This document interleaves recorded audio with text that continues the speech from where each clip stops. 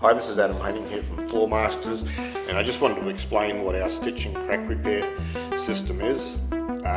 So here we've got a crack that runs through this garage. There's quite a bit of cracking. I've already done quite a bit of repair at this site, but I just wanted to outline what it is we do. And yeah, so all this site just needs to be tidied up. It's already had the resin, the stitching done, and over the top, and then we can carry on with the system we're doing in this garage floor. So these are the staples we use. They're 5mm diameter piece of steel that's been bent in the shape of the staple. And what we do is we put a cut across the crack. So we run along the crack, we cut all the loose material out, just clean concrete product to soak into. The great thing about the Fast Fix product is very thin, doesn't get a lot deeper into the crack, so epoxy resin and other repair systems. It also soaks into both sides of the concrete.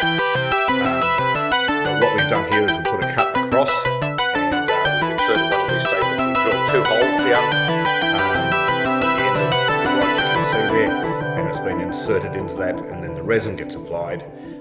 And it locks it all together. So it acts as a little bit more reinforcing. The repair product we use is really good, but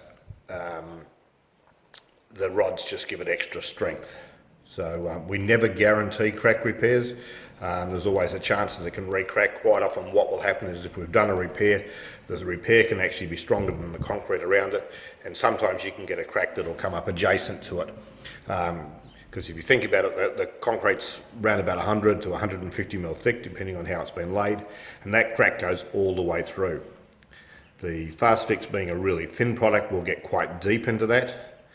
We reckon on average probably around about 30 to 40 millimeters, but you've still got the rest of that slab that's got the crack, and if there's excessive force put back on it, that weakness will act as a starter, and then you will find the weakest point around that to come back through again.